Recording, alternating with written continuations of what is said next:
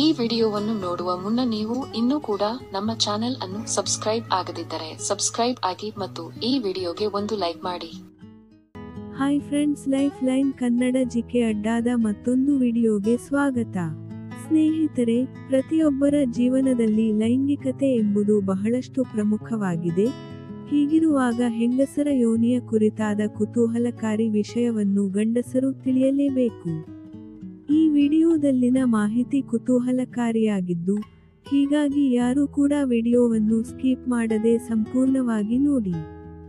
ಸ್ನೇಹಿತರೆ, ವೀಕ್ಷಕರು ವೈಯಕ್ತಿಕವಾಗಿ ಕೆಲವು ಪ್ರಶ್ನೆಗಳನ್ನು ಕಳುಹಿಸಿ ತಮಗೆ ಮಾಹಿತಿ ನೀಡುವಂತೆ ತಿಳಿಸಿದ್ರು. ಹೀಗಾಗಿ ಆ ಪ್ರಶ್ನೆಗೆ ಇಂದಿನ ವಿಡಿಯೋದಲ್ಲಿ ತಜ್ಞರ ಮಾಹಿತಿಯ ಪ್ರಕಾರ ಮಾಹಿತಿ ನೀಡಲಾಗುತ್ತಿದೆ.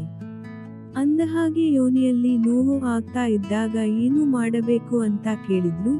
ಈ ಸಮಯದಲ್ಲಿ ಯೋನಿಯನ್ನು ಚೀಪಿದ್ರೆ ಅಥವಾ ನೆಕ್ಕಿದ್ರೆ ಅದರಿಂದ ಆ ನೋವು ಕಡಿಮೆಯಾಗುತ್ತದೆ ಅಂತ ಹೇಳಬಹುದು.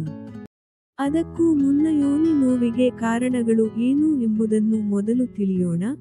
ಸಾಮಾನ್ಯವಾಗಿ ಯೋನಿ ನೋವು ಅಂದರೆ ಅದು ಇನ್ಫೆಕ್ಷನ್, ಹಾರ್ಮೋನ್ ಸಮಸ್ಯೆ, ಇಲ್ಲವೇ ಲೂಬ್ರಿಕೇಶನ್ ಕೊರತೆ ಇರಬಹುದು, ಇಲ್ಲವೇ ಸಂಭೋಗ ಸಮಯದಲ್ಲಿ ಸರಿಯಾದ ಫೋರ್ಪ್ಲೇ ಇಲ್ಲದಿರುವುದು ಇದಕ್ಕೆಲ್ಲ ಕಾರಣವಾಗಬಹುದು.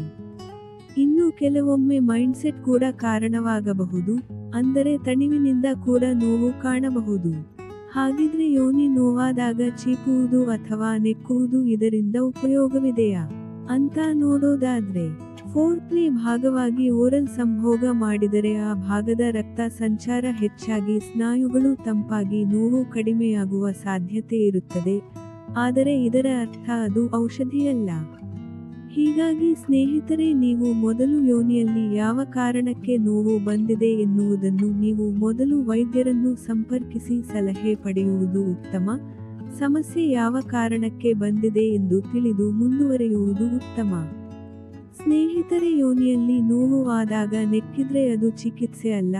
ಹೀಗಾಗಿ ಮುಂಜಾಗ್ರತಾ ಕ್ರಮಗಳನ್ನು ತೆಗೆದುಕೊಳ್ಳುವುದು ಉತ್ತಮ.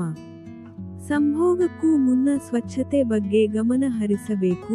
ಹೀಗಾಗಿ ನೀವು ಫೋರ್ಪ್ಲೇ ಮಾಡೋಕೆ ಮೊದಲು ಶುದ್ಧತೆಯ ಬಗ್ಗೆ ಗಮನ ಕೊಡುವುದು ಮುಖ್ಯ. ಅದರ ಜೊತೆಗೆ ಸಂಬಂಧಗಳು ಮನುಷ್ಯನ ಮಾನಸಿಕ ಭಾಗವಾಗಿದೆ.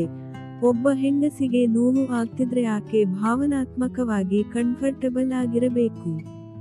ಇಂತಹ ಸಮಯದಲ್ಲಿ ಸಂಗಾತಿ ತನ್ನ ಪತಿಯ ಸ್ಪರ್ಶ, ಸ್ನೇಹ, ಪ್ರೀತಿಯನ್ನು ಬಯಸುತ್ತಾಳೆ.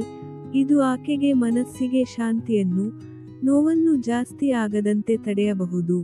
ಹೀಗಾಗಿ ಭಾವನಾತ್ಮಕ ಸಂಬಂಧ ಕೂಡ ಬಹಳ ಮುಖ್ಯವಾದ ಪಾತ್ರವನ್ನು ಸಂಬಂಧ ಹೊಂದಿರುತ್ತದೆ. ಸ್ನೇಹಿತರೆ, ಮುಖ್ಯವಾಗಿ ಏನೇ ಸಮಸ್ಯೆ ಉಂಟಾದಾಗ ವೈದ್ಯರ ಸಲಹೆ ಬೇಕು. ಯೋನಿಯಲ್ಲಿ ತಲೆದೋರೋ ನೋವು ಹೆಚ್ಚು ದಿನ ಉಳಿದರೆ ಅಥವಾ ತೀವ್ರವಾಗಿದ್ರೆ ನೀವು ತಕ್ಷಣ ವೈದ್ಯಕೀಯ ಸಲಹೆ ಪಡೆಯಿರಿ. ಅದರ ಬದಲು ಮನೆಯಲ್ಲಿ ಪರಿಹಾರ ಹುಡುಕಬೇಡಿ, ಯಾಕೆಂದರೆ ಸಮಸ್ಯೆ ಕೈಮೀರಿದರೆ ದೊಡ್ಡ ಆತಂಕವನ್ನು ತರಬಹುದು.